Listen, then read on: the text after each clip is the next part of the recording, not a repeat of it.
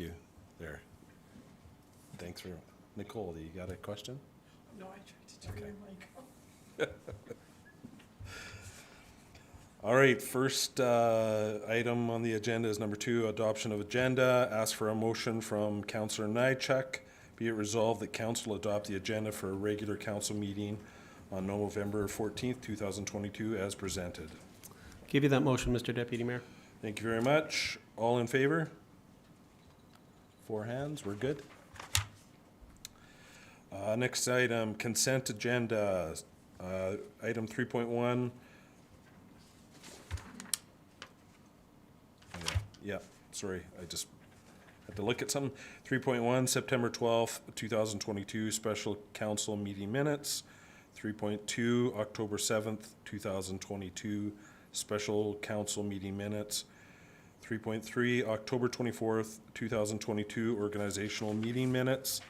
3.4, October 24th, 2022, regular council meeting minutes. And 3.5, strategic priorities chart.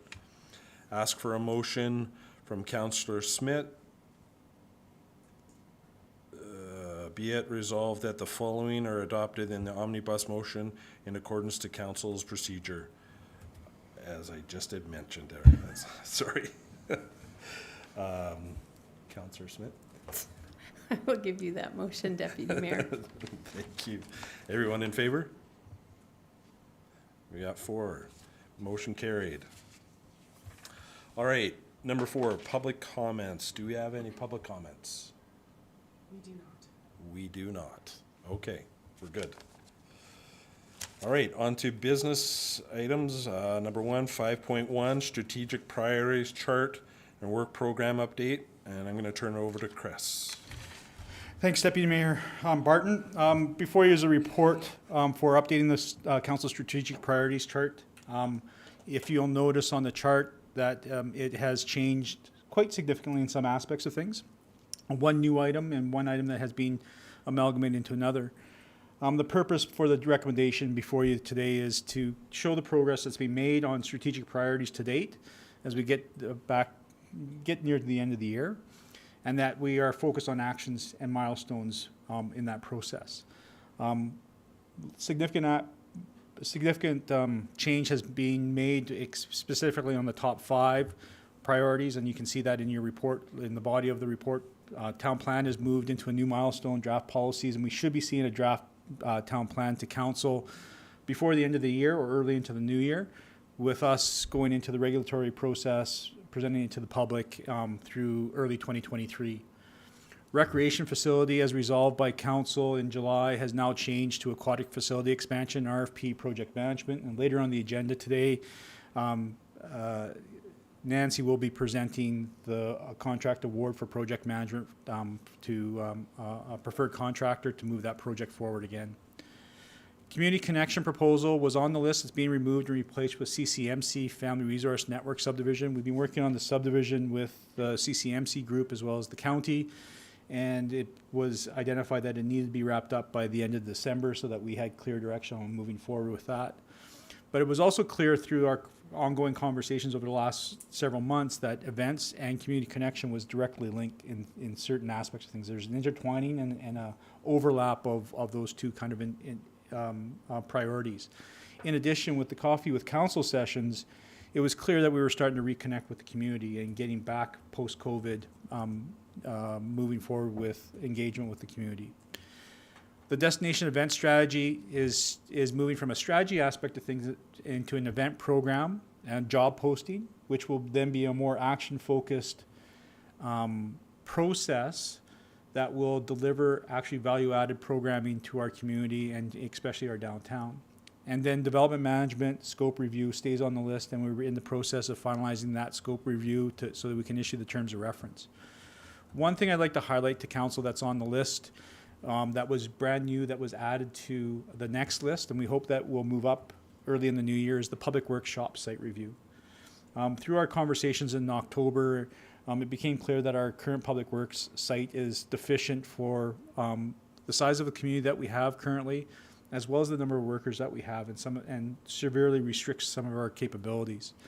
And so with some of the culture changes, this is a very important initiative moving forward now that the fire hall is being completed, and to see the public works move up that list at some point in time in the 2023 calendar year to be a priority, so we can take a look at what to do there, what the next steps look like, and what ends up happening. The other one that's seen significant change in progress has been asset management. While it's not a priority of council, it has been a priority of administration. We have been working on a significant process over the last 12 months to get alignment throughout the organization so that we're all talking the same language and understanding what the process actually is, and now we're there. And so you'll see over the next month or so a report coming forward to council to adopt an action plan and strategy framework to continue moving forward with our funding programs and developing an overall asset management strategy. So based upon what you see in the report, the recommendation is for those updates to be adopted as presented, and that they would now form council's new strategic priorities chart and be circulated to all staff and to the public. Thank you, Deputy Mayor Barton.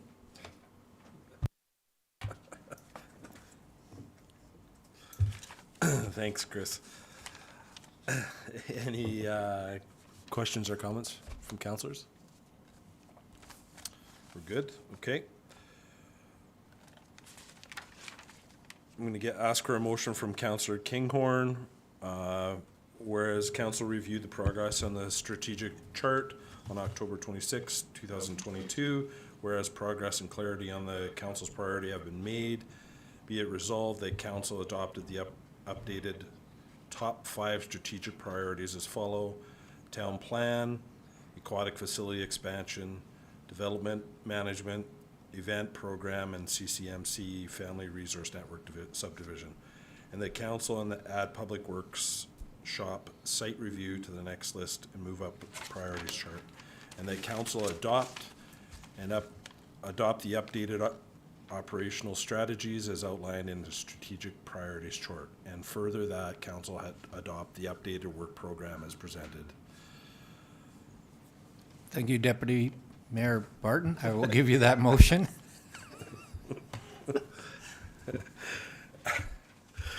All in favor? We have 4. Motion's carried. Perfect. All right. We're on to the next one.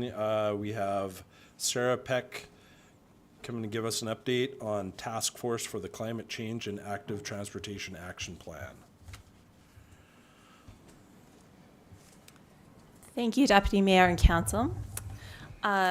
So to recap, the town of High River has received $80,000 in funding from the Climate Resiliency Capacity Building Program to complete a climate change action plan for the community.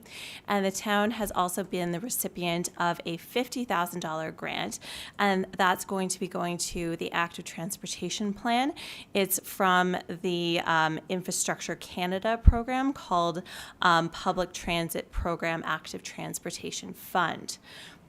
Both of these projects will be starting at approximately the same time. We are going to be working with the same consultant, Urban Systems. Both projects will also have the same project sponsor. That's going to be Chris Prosser, with myself as project manager. So to avoid duplicating efforts, staff recommend that we select the same community members for the task force to be on both task force, to essentially have one combined task force for both projects. The task force is a voluntary opportunity for members of administration, community members, and potentially one member of town council. And it will be an opportunity to gain a better understanding of the collective risks and vulnerabilities to the town in terms of climate change and potential opportunities associated with active transportation networks in the community. Administration recommends that council adopt by resolution the proposed terms of reference that has been submitted as part of the agenda package to establish the task force for both the the climate change action plan and the active transportation plan, and to authorize administration to proceed with the recruitment process to establish the membership of the task force. If we do receive this motion today, staff will then contact community members that we believe are going to be the best fit for this project. If necessary, staff will then post a call out for new members to fill any remaining positions, and this could include a post on the town's website, social media pages, and perhaps through radio. Are there any questions?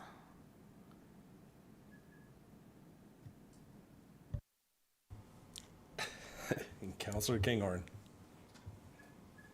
Thank you, Deputy Mayor. So I'm sure that this is being talked about in the town plan group of folks. Is there a link there between the two, between this task force and the town plan group, and try to share ideas? And because I'm sure the discussion's got to be similar in some ways, especially with respect to transportation.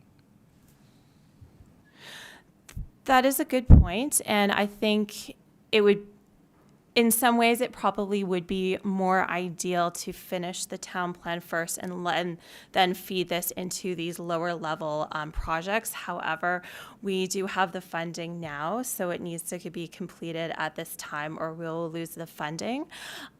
So with respect to the town plan, as Chris was speaking to in the council priorities, we are working on putting together the policies right now for the town plan, and those policies will include some policies around active transportation. This will be a much more granular project. It'll actually, we've even received mapping so far from the urban systems, and it's very granular. It's trying to figure out where exactly the connections are missing and how to go about creating a really well-connected community. So for the town plan, we would probably have policies that would say something like the town of High River needs to strive to be a well-connected community in terms of active transportation, but it really wouldn't have the very specific step-by-steps about how to make that happen. This project is going to be really explaining where the gaps are, and it's also going to be giving us either a top 3 or top 5 priority projects out of it, and that's going to be really helpful because we can take those priority project descriptions, and then the next time there are grants available from various levels of government, we can actually say, you know, we have this plan for this specific priority project, and these are all of the ins and outs. So to answer your question, I think that there are going to be a lot of higher level direction from the town plan for both climate change and for active transportation. But I think that the money that we have set aside for these 2 grants is going to let us do much more work on a micro scale. Thank you. Thanks, Shara. Councillors, any more questions? Ooh, 2 of them here. Councillor Nychuk. Thanks. In regards to the selection process being administrative driven, right?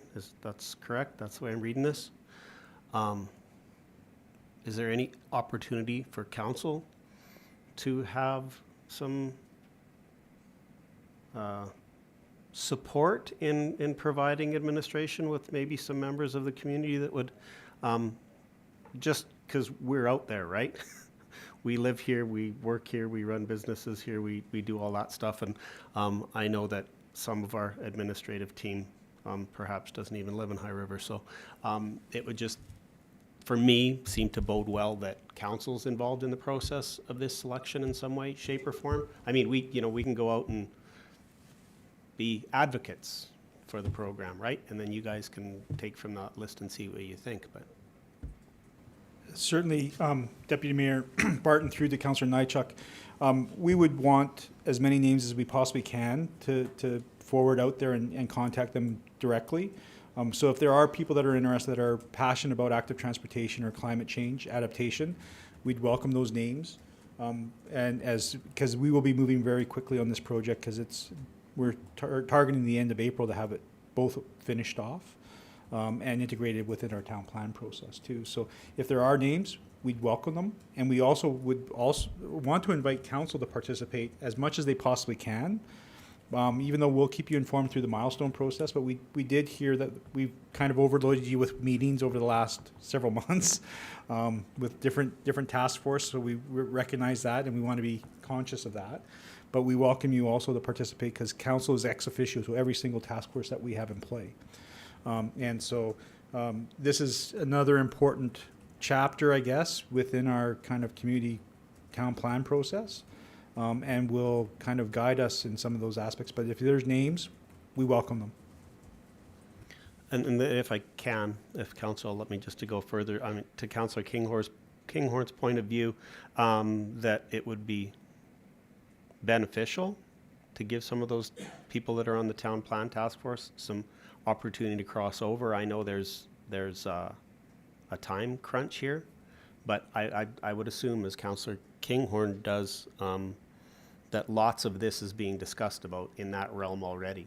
So duplication of efforts and energies and passions seems to be forefront there. And I hope we can make some connection, because there's no point rushing these things if the town plan isn't completed yet and we don't have an alignment between what this task force is talking about and what the actual master plan with the current task force is going to bring forward. So. And I can probably clarify a little bit. The town plan is really talking about climate change and active transportation on a much larger scale. Talking about the philosophy, not the detail. And these are two detail studies that will kind of provide that action-oriented, project-based initiatives that council can then look forward to and budget for, and create policy around. I can appreciate that, but what if the philosophy, which I don't think it will be, but the philosophy could be totally misaligned to what the micro plan is, right? Well, Could be. it could be, Yeah, but okay. so far, what we have not seen, we have not seen any misalignment with the philosophy to date. So that would catch us off guard. But you're right; those members of the task force should be given the opportunity, if they want to participate, to be those members of the task force as well. Just making sure we're aligned on everything. Yeah, okay, thanks. Councillor Smith? Thank you, Deputy Mayor Barton. That was my comment too, was that perhaps because of it would behoove us to have a liaison from the town task force to these more specific pieces between climate and transportation, because it has come up in that conversation, and I think those around the table would be very interested in a role there from our community at large. So I certainly think that if we made that available, there are probably some participants who would choose to join in. So I think they should also be given that opportunity. Thanks. Thanks, Councillor Smith. Is there any more questions from councillors? Okay, we'll move on to the next part of it. I'll ask for a motion from Councillor Jones. Be it resolved that council adopt the attached terms of reference to establish a task force for the climate change and active transportation action plan, and that council direct administration to invite community members to join the task force, and administration believes that would be a good fit. I'll give you that motion, Deputy Mayor Barton. Thank you. All in favor? We pass with 4. And now number 5 comes in. Is it Councillor Snodgrass? Councillor Snodgrass? Number 5.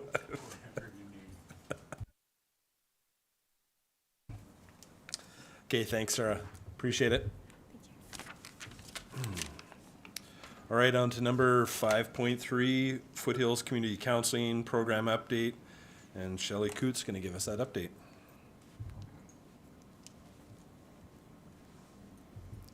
Good afternoon, Deputy Mayor. and council. It is so lovely to see you in person. It has been a very long time that I haven't seen everybody, and so lovely to see you face to face. Thank you for having me here this afternoon. Excited to not only see you, but also to give you an update on our Foothills Community Counseling Program. So if it's okay with you, I'll just take a few minutes to provide a bit of an update and to some context to the report that's before you, and then we can certainly address any questions or concerns that you have. So, first of all, if you recall, this past winter during budget season, I approached council with a bit of a huge ask, and that was not only to support our counseling program, but to actually provide some financial support as well. And that financial support was to, in essence, give us a year boost. So it was one-time funding, but ideally we would love to be in a position where we have, we're in at least 1 year, if not more years, ahead of the game, and so that we're not always approaching budget season with a lot of anxiety, that we can sit here and assure not only the residents that we serve through our program, but council who makes these difficult decisions that we're in a position to proceed for another year. So I want to just provide some developments on that. One is that we've had an opportunity to kind of relook at our budget a little bit. Part of it was in 2019, we were leaving our, what was our highest staffing levels that year. And then we went into the pandemic. And so while I had proposed that the budget would be around $180,000, we are looking at it's a bit less than that, somewhere between $150,000 and $160,000. This year, even a little less, and that's in part because of the move that we have made, moving out of the CCMC and into the Culture Center. We've reduced our offices from 4 to 2, and we've reduced, we've had some staff move during the pandemic as well. So using that time to relook at our staffing model, and as well as using this time to reestablish our student model. And so I'm happy to report we have a really effective practicum student model in that we have 8-month master's students that join our program. We have a student that comes in September, another one that comes in January, and another one that comes in May. That allows us full year-round staffing model. And those students come to us with a lot of enthusiasm. They're highly trained, but they're free. However, they can bill for their services. So the culmination of all those things have allowed us to be in a pretty good position this year for 2022. In addition to that, we've been successful in raising some funds, and we'll get to that in a little bit. And I wanted to also share that I wanted to let you know that we've lived up to our commitment as well, and making sure that we're exploring some different partnerships. So one of the partnerships that we're really proud of that's been successful has been with the Calgary Foundation. The Calgary Foundation provides our fiscal agent responsibilities. And so with that is the money funnels through them. We get all the funds that they receive. However, they're able to do the tax receipts and those sort of things, which we knew that was one of the questions in running this program through municipality, is being able to offer that option. And so that's worked very well. In addition to that, they've been very complimentary of our model. And with that, they're able to profile our program to potential funders. And that's been a really big boost for us as well. So we're hoping to, over the next year or two, to engage some bit longer term funding than just kind of these 1 or 2 year funding opportunities. And lastly, they reminded us that the town of High River is what they term a qualified donee, and that there are some opportunities for some funding grants that we may be open to as well, and they're willing to keep us up to date on that. So if you were to look at in your report that's before you in the financial section, we've identified kind of where the money is for 2022. And the upside of that is that we had originally asked for $100,000 in support, anticipating our costs pre-pandemic. And we're anticipating that we're only going to be requiring just over $40,000 of that. So I'm happy to report that not only did those funds go to good use, I think we've been very good stewards of those funds as well. And then the second part of that is the budget for 2023. And that outlines some of our guaranteed funds that we have. I call them guaranteed because I'm in the social profit industry. I know that's a little harder for others, that sometimes these dollars, they're a 3-year funding project or such as that. But for us, that's pretty guaranteed. So we do have some dollars that we have through FCSS through the county, as well as through the government of Alberta through the Family Resource Network. And we do have funds that we generate through fees as well. And then the other funds that you're going to see there are some fundraising opportunities that we participated in this year. And it was our first year in looking at some of these, but we're quite pleased with how things went. So whether that's the Radiothon with the Sheep River Health Trust or the Foothills Ladies Golf Tournament, which was a lot of fun, those generated not only funds for us, but also interest in the program and support for the work that we do. The next steps I kind of see as twofold. The first one is a commitment for me and our team, and that is making sure that we will continue to provide quality services to the town of High River and to the area and to our region. I consider it a privilege that we have the town of High River's name attached to our program, and so I'm very aware of that and make sure that we always present the town of High River and the programs that we do with high integrity. Secondly, we will continue to support and to look for not only building relationships, but continue to look for fundraising opportunities, and also that we continue to explore and be open to other partnerships or other funding models that may be presented to us. And then the second part of the next steps is finalizing our budget for 2023. And so that lies into the question that's before you today, and that is a reserve fund that we have in the amount of $25,860.78 to be exact. And as you'll see in the report, it's a reserve fund that's under Community Support Services that predates me.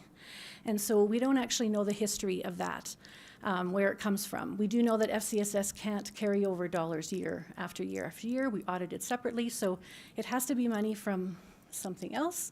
And a direction from administration is to kind of clean up these reserves. And so what we thought would be a really good use of those funds, because they were directed to community support services, put it right back into the community, into our counseling program. With those funds, if you look at the 2023 budget, it does almost bring us to where we need to be for 2023, which means I won't be back at budget season, which feels great, but also more importantly means that we can continue to provide the services that we do. So I don't want to take too much more of your time, certainly able to provide any answers or address any concerns that you might have, either about the RFD that's before you or anything that I've shared with you today. Thanks, Shelley. Councillor Kinghorn. Thank you, Deputy Mayor Barton. Shelley, you started off, you said last year I remember the $100,000. So you only spent 40 of that? We only required 40 of it, yes. I got to say, well done, Shelley. I know when you came to us, it was tough and it was a hard discussion to have, and we believed in you and we felt that you could do it, and you did it. Well done. So, question to Chris: what happens to that other 60 that's left over from that? Does that just roll back into general, whatever you want to call it, slush fund? I think is the right word, isn't it? I believe it's the Thank mayor's. you, Councillor. It's the mayor's Snodgrass. slush fund. Through Deputy Mayor Barton to Councillor Kinghorn, if you take a scroll up to the Chief Administrative comments, I do highlight an opportunity for Council to donate those unused funds into the Calgary Foundation to this specific program.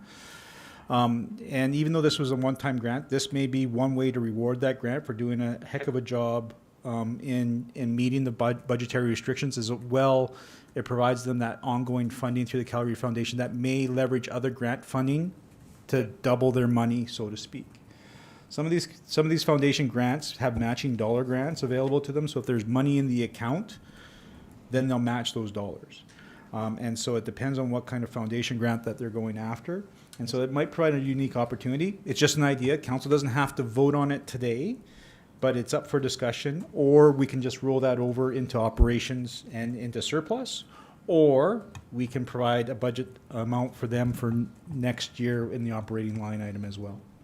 So, for clarification, if we sent the money over to the Calgary Foundation, I think Shelley said earlier, anything that goes through the Calgary Foundation designated for us, 100% of that comes to us. So it's not, there's going to be no cut off the top or anything like that? My understanding is that only when there's grants raised through them, but it's only 1%.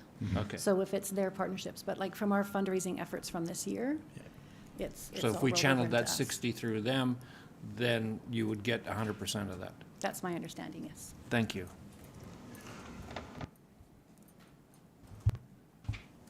Any more questions? Councillor Nychuk. Thanks, Deputy Mayor. This one gets me every time you sit and talk to us about this, Shelley.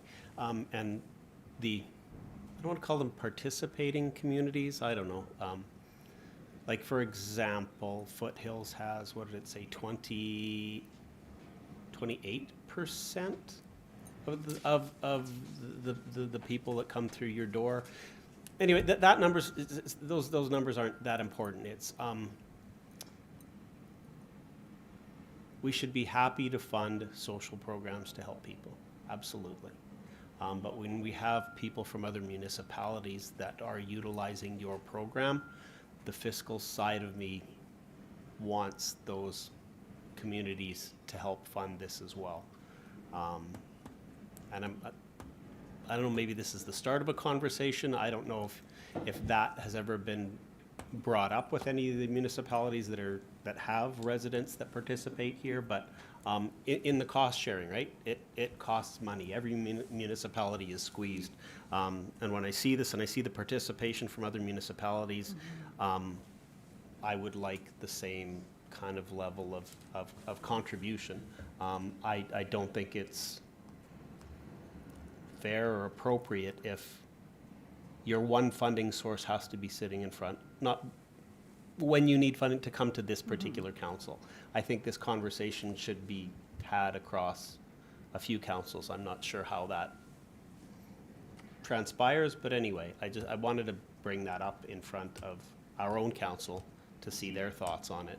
And maybe it becomes a more holistic financing solution overall, where you're not feeling stretched every year, and maybe pulling your hair out. You have lots of nice hair, so you know, trying to come up with the dollars so that you can run these programs and help the people that need it. So I guess just trying to start a conversation on that, guys, just to see if there's something more that maybe we can develop as a council with some of our municipal partners to make sure that we're able to help the people that need it with the funding that we can. Because you know, if we had an unlimited bankroll, I'd say, hey, High River can step up all the time, but we don't. So it would be nice if we could perhaps enter that conversation with some of the surrounding municipalities that have residents that participate. So thanks.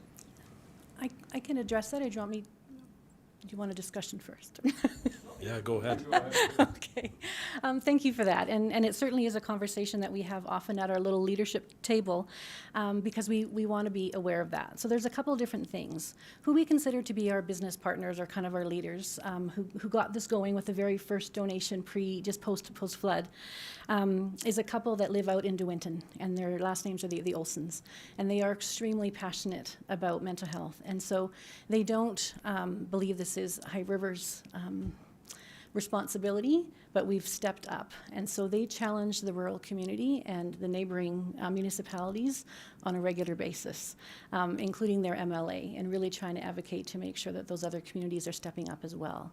So they have met with the mayor of Okotoks and are trying to dialogue with them about some different opportunities for funding. In addition, we have, and you'll see in the budget for 2023, we have we will be asking more from Foothills County. This past year, we received $12,000 from them, and we'll be approaching them for $20,000 to kind of match those numbers.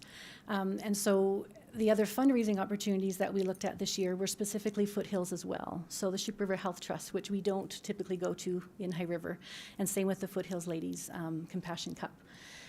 Because they were Foothills based. So we were intentional about making sure that we did reach out to more Foothills-wide organizations for some of that fundraising.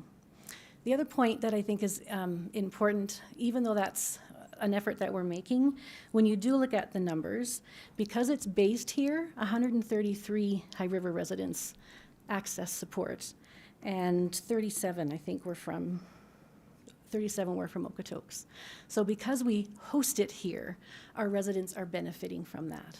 And so just, we never want to lose kind of that outlook as well, that it's really important that we have it here. It means it's accessible, people are more aware of it.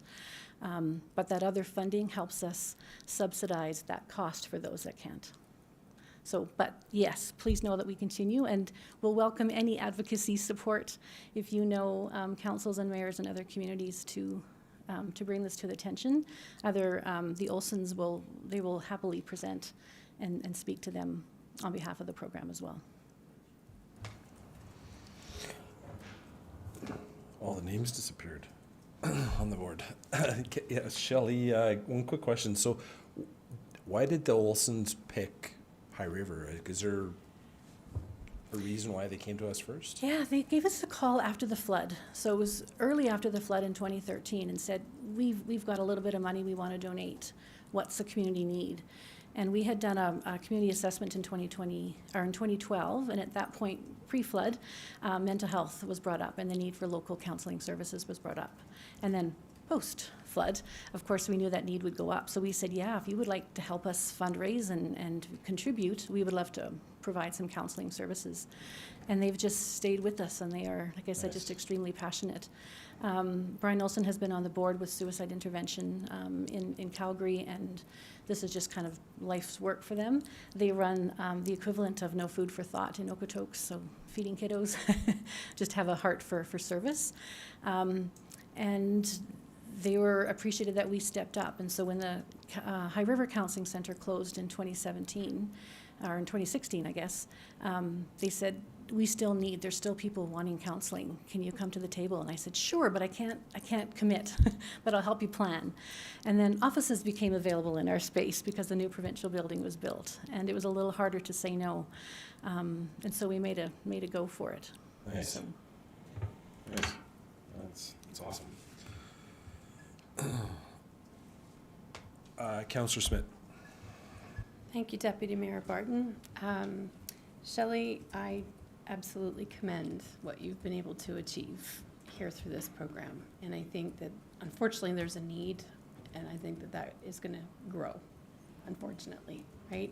So to be proactive and to help position High River as a vibrant community that cares and creating this type of a program, I think becomes a model for others to hopefully look to, emulate, and build upon. So hearty kudos. And, I think I also wanted to make the point, because I was looking at who your donors were as far as having a greater presence in the Foothills community, that certainly anticipate that was strategic as far as involving a greater audience into the program that you're providing. So these are just some comments, really. It's not there's no question. So just, I think, do you anticipate, here is the question, do you anticipate growth and need for the programming as you go forward? And do you have sort of a back of your mind plan in place to help further that as it grows? yes, thank you. A couple of plans. One is that we know that we've reached our optimum size. Any bigger, and we need more space, and that then starts to cost. That adds to our operational cost, which we currently don't have.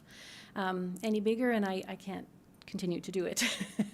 And so then you need administration staff, and so for us, this is the perfect size model. We're able to make it work with the space that we have, with the staffing that we have. And so what we've actually done is put together a draft model that wants to suggest to other communities that you too can do this with support from your council, with support of having those operational costs covered, and then you can do something like that. But we're not promoting it that much until I have a sustainable funding model. So we're really close. But ideally that would be it. So we could go to Vulcan or Vulcan County and say, here's a package, here's how you do it, here's what we've learned, here's what works, here's what might work in your community. Try it. Try to take it on.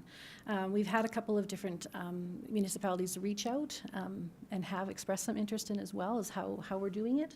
And so I think we're close to having a model that we can share as well. But for us, growth would mean letting it go and letting somebody else take that on. And that was some of the conversations this past year, looking at, was there another partner who could maybe grow it? It's just, it might lose some of its integrity, and we do know that costs will then start to go to that operational piece and not to growing counselors.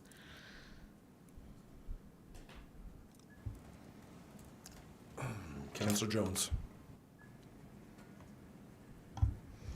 Thank you. Thank you, Shelley. We're so lucky to have somebody as passionate as you are in our community. But I just have a question, and hopefully Chris can fill me in on the reserve fund a little bit. Where that comes from and what happens when it's used up. So the reserve fund that Shelley's asked for access to was set up pre-Shelley. And so basically from what we can gather through our research was just an accumulation of surplus in FCSS accounts that was put into a reserve account for future operational expenses. As we start taking a look at our reserve accounts and as we try and financially take a look at simplifying them and getting down from the 28 or 30 different reserve accounts that we currently have into something that's more logical and makes more sense, this was one that should really not have an operational reserve account for these types of services. Now, at the end of the day, Shelley's got some challenges because some of her fiscal year grants run till March 31st, whereas we end December 31st. And so my only thought process was that this was that sum of money to kind of bridge that difference in the calendar years between the provincial government for grant fundings that some of these programs do. But there is nothing dedicated through resolution or restriction that restricts the use of this reserve account. And once it's used up, it's used up.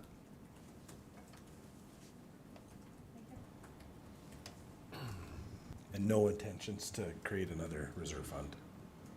No, I think from an operational side of things, I think what we would want to do is be open and transparent to council and ask for the money each budget year that was required.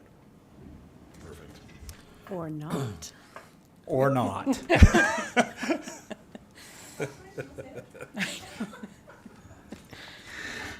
Awesome. It doesn't mean, though, that I don't value the in-kind support, and we can't ignore that. The office space and the beautiful pods that council has approved that we now have to work out of, and phones and computers, but really those costs are quite minimal. But we can't ignore that is a big contribution from the town of High River, and it's in all of our literature that we put out that the town has provided this in-kind contribution. Awesome. Thanks, Shelley. Any more questions from council? All right. With that being said, I'm going to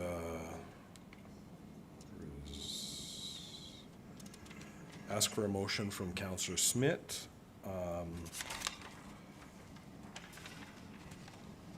Whereas the revenues budgeted for Foothills Community Council in 2023, should I be reading the above stuff on that one? Okay. Okay, let's start again here. Ask for a motion from Councillor Smith where be it resolved that council approve the allocation of $25,860.78 from reserves for Foothills Community Counseling 2023 budget. All in favor? I'll give Oh, you that come on. motion, Mr. Deputy Mayor. I said enough out of you, Craig. I would like your motion. Would you like the Yes, I motion? would. I will give you that motion, Deputy Mayor Barton. Sounds good. I'm going to do it differently here. I'm going to ask for a motion, or I'm going to ask Jamie Kinghorn if you're in favor. Yeah? Councillor Smith, just to bug Craig. Councillor Nychuk, Councillor Jones, and Mayor Snodgrass. Motion carried. Thanks, Shelley.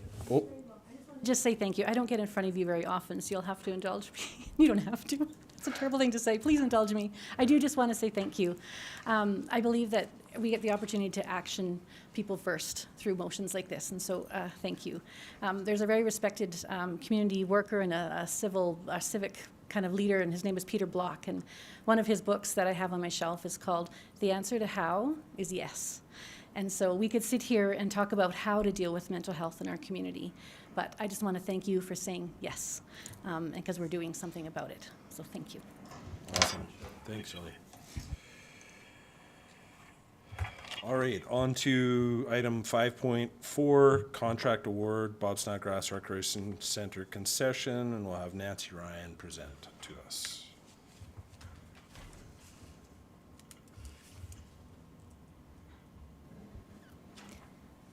Thank you, Deputy Mayor and Council.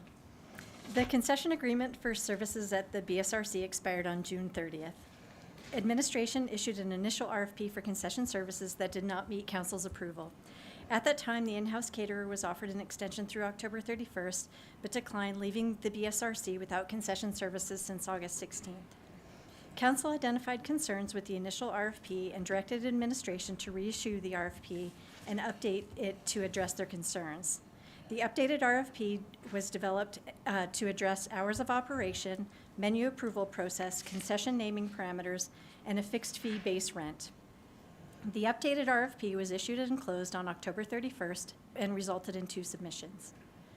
An evaluation team reviewed both submissions and is recommending Council award High River Concession, operated by the Wiener Takes It All, operated by Rustico Delina.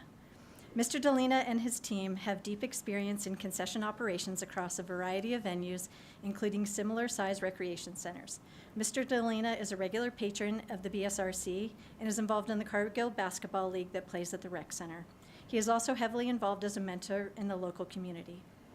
The High River Concession submission addressed all of Council's concerns in providing a menu to suit the needs of our patrons, agreement to review operating hours and menu on a quarterly basis, a name representative of the community, and agreement on a fixed fee base rent. Additionally, if awarded, High River Concession has confirmed to be operational by December 1st. Administration is recommending that Council approve to award concession operations to High River Concessions operated by the Wiener Takes It All. I'd be happy to take any questions. Any questions from councilors? Councilor Nychuk. Thanks, Deputy Mayor. Was this not the same name of the applicant we had before? Then we're just cool with the name now? It is the same company name. I was like, I just had to clarify. I was like, It is the same company that took Council's direction and request for changes, and they've resubmitted with a different concession name. So they will operate as High River Concessions. High River Concession, and was there some menu things, or was just the name? I'm just trying to recollect what we did. They have scaled back the menu to ensure economic viability of their business, and agreed to review their operating hours. So originally they had agreed to operating hours that matched the building, and what we've agreed to is that we'll review that on a quarterly basis to see if we're asking them to be open longer than they need to be. Basically, you're happy with it. Yeah. All right. Thank you.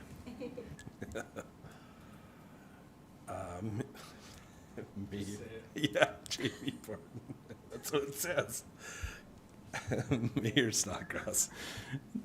Thanks, Deputy Mayor. More than wieners, Yes. right? There's Yes, gonna that be- is correct. There'll be healthy options. They're also planning to include the breakfast day part, which is a nice addition Oh, wow. for staff and for our pickleballers and our walking track users. Okay, perfect. And I think we had mentioned before that, you know, with that name being in the rec center, and we're trying to promote healthy living, healthy eating and everything else, but at the same time, if all the people want that walk in there are burgers and fries, these guys better be serving it, because or else it isn't gonna work, right? They've gotta do what's right for their business model, so appreciate whatever they do. Thanks, Nancy. Thank you. Any more questions from council? If not, I'm gonna ask for, where did it go? I'm gonna ask for a motion from Mayor Craig Snodgrass. Be it resolved, the council authorize the award of BSRC concession contract to High River Concessions operated by the Wiener Take It All, and the council authorize Chief Administrative Officer to execute the contract with Wiener Takes It All. I'll give you that motion, Deputy Mayor Barton. All in favor? Motion passed. Thank you. All right. I think you're up for the next one too, aren't you? I am. All right, so we're up 5.5, contract award for BSRC pool expansion project management firm, and it's your floor again, Nancy. Thank you, Deputy Mayor. At the October 7th regular council meeting, council approved the work plan for the aquatics expansion project. As part of this project plan, administration issued an RFP for project management professional services. The project management firm will assist with a substantial amount of the workload to ensure that the project meets the identified timeline. The RFP for project management services closed on November 4th with 8 proposals received.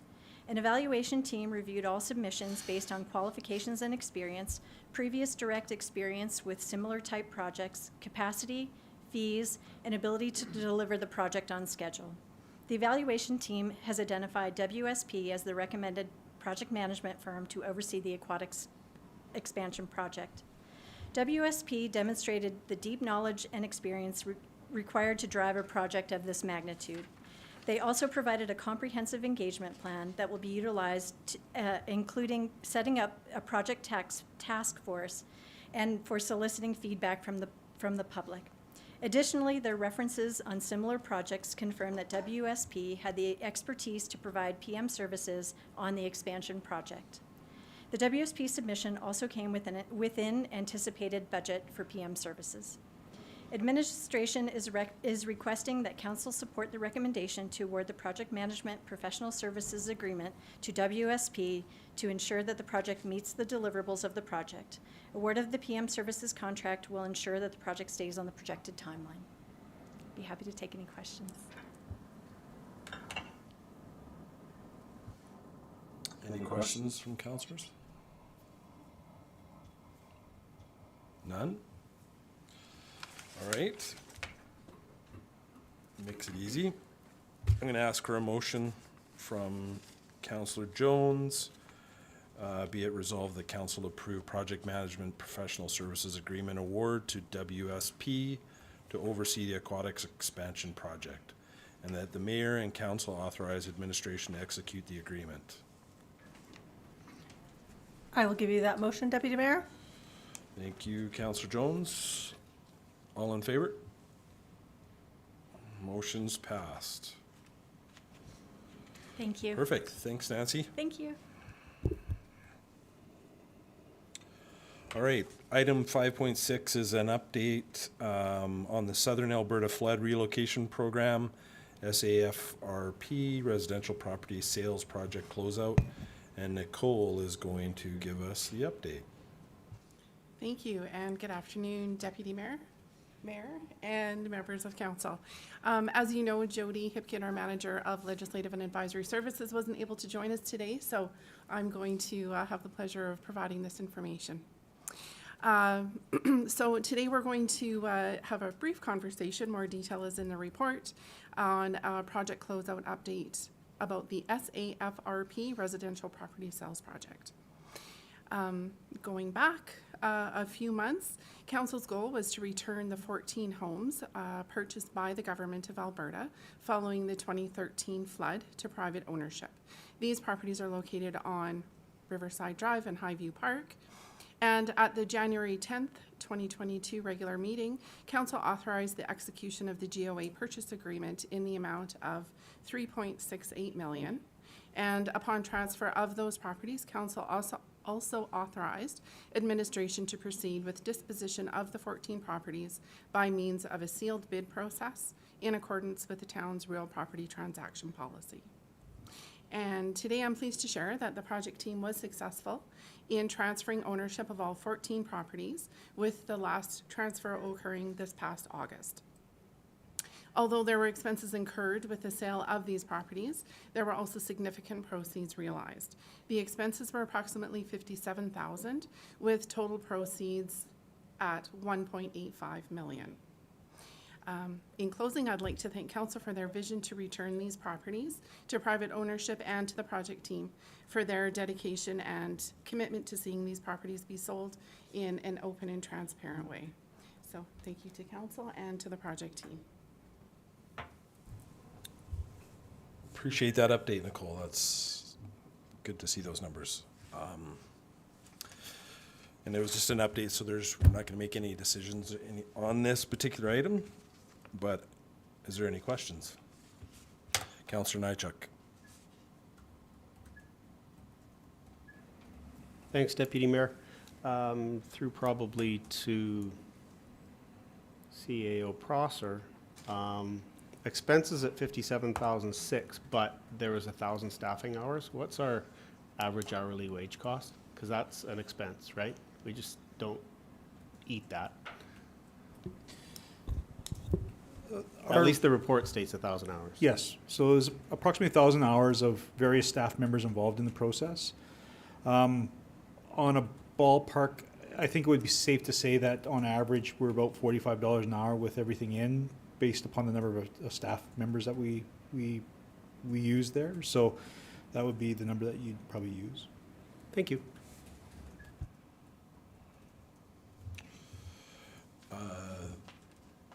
Mayor Snodgrass.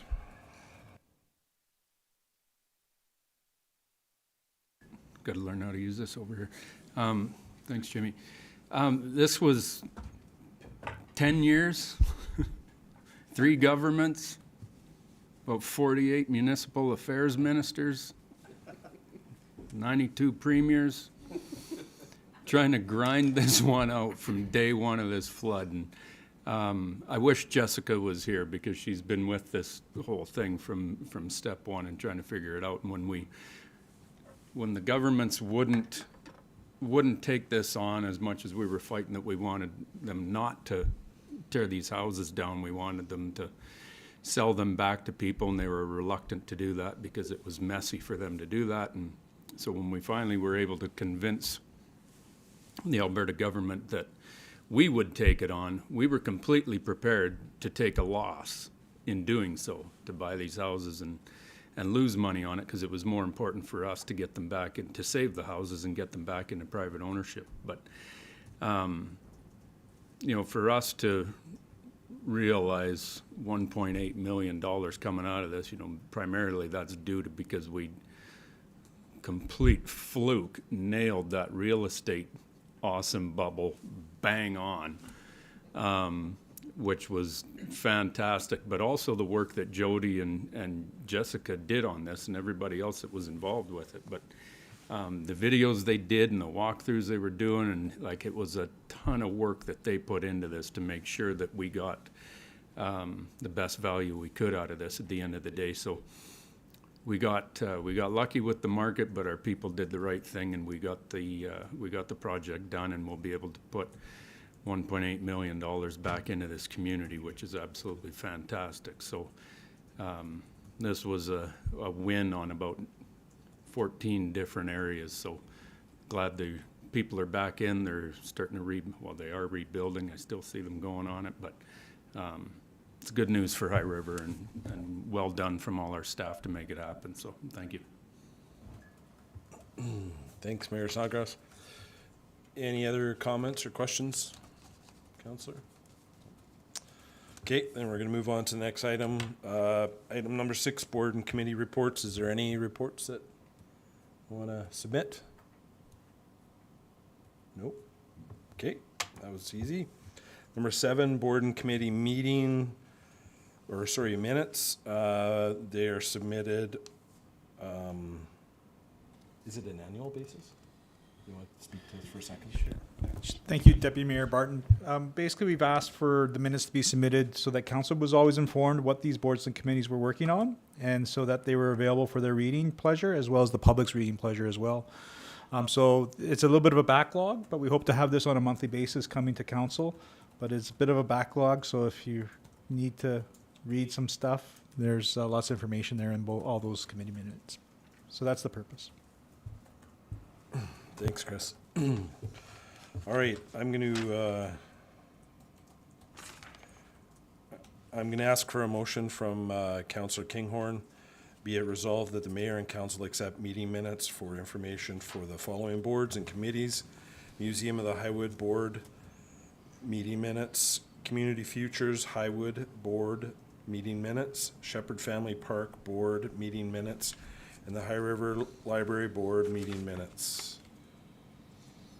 What was that? I'll give you that motion, Deputy Mayor Barton. I'm gonna start over here. Yeah, thanks. Thanks, Councillor Kinghorn. All in favor? We got 5, 6. We're good. Motion carried. All right. Any public comments? Oh, we did that before. Deputy Mayor Barton, we do it twice, once at the beginning of the agenda and at the closeout of the agenda for any follow-up questions for any of the items on the agenda. That shows you how much I pay attention. No comments, okay. All right, we're gonna go into number 9, which is 9.1 is moving into a closed meeting. And that's it. Right?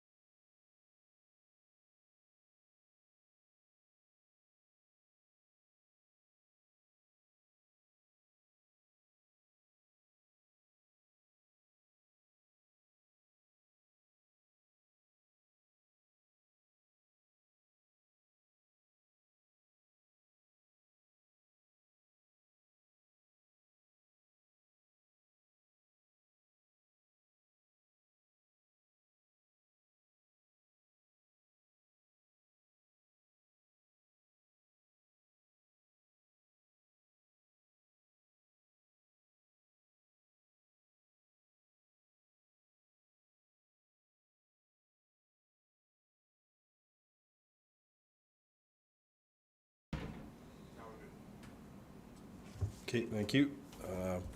Next item on the agenda is 10.1, proclamation request from Rowan House Society. Who's speaking to that? Anybody? No one? Okay. I trust everybody's seen it in the package. Any questions, concerns? No? Okay. Be it resolved, boy, that's a spelling error. Be it resolved that mayor and council authorize the mayor to sign the Rowan House Society proclamation to declare November as Family Violence Protection Month. Oh, I got a motion from Councillor Nychuk.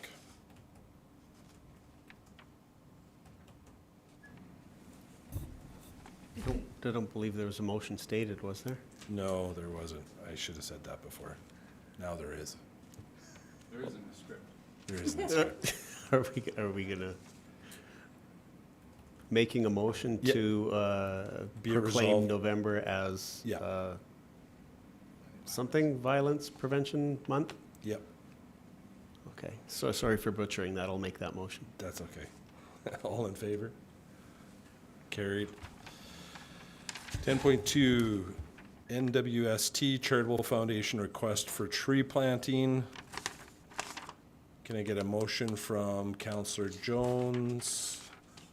Actually, is there any questions on that first, I guess? The only question I have is, what is NWST? It is, it's just as in the correspondence.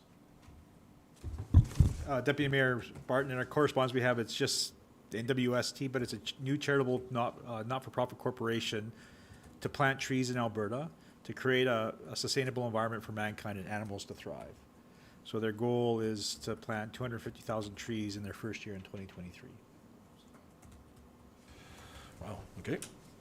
All right, can I get a motion from Councillor Jones? Be it resolved that mayor and council direct administration to write expression of interest letter to work with NWST Charitable Foundation.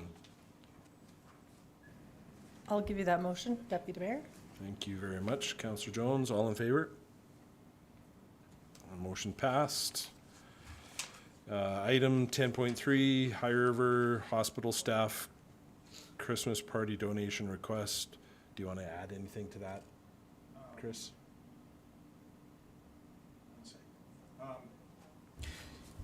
Nothing to really add. They're looking for any donation we may provide to them, be either rec passes or memberships into our rec, any of our rec programs, to be donated for their upcoming Christmas party if we so choose.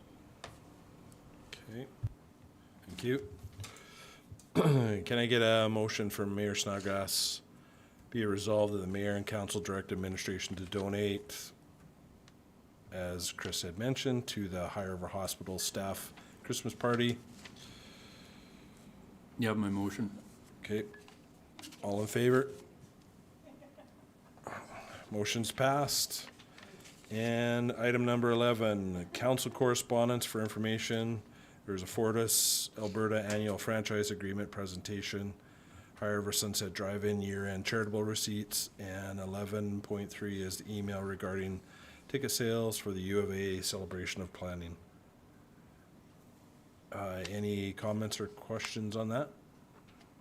Good. Can adjourn the meeting. Oh, regular- before you adjourn, Uh-oh, Deputy Mayor, yeah. before you adjourn, I'd just like to say how good a job you did today. I know it was your first time around and it's a challenge, but yeah, in today's world, it's all over the web and people are watching, and I just wonder if any of your high school teachers had ever thought that we'd be referring to you as Deputy Mayor. Do you know of any of them? Can we ask? No. The same could be said for Craig. Yeah. I'm not saying anything. I'm not giving you names because they're the same people. Yeah, that's right. I know none of them. In fact, I think there's a couple times that Craig and I may have got in trouble and sat outside class because, Together, yep. numerous. Ooh, all right. Thanks for your comments. This is where you adjourned. And adjourn the regular council meeting November 14th at 5:11 p.m. Thank you. All right.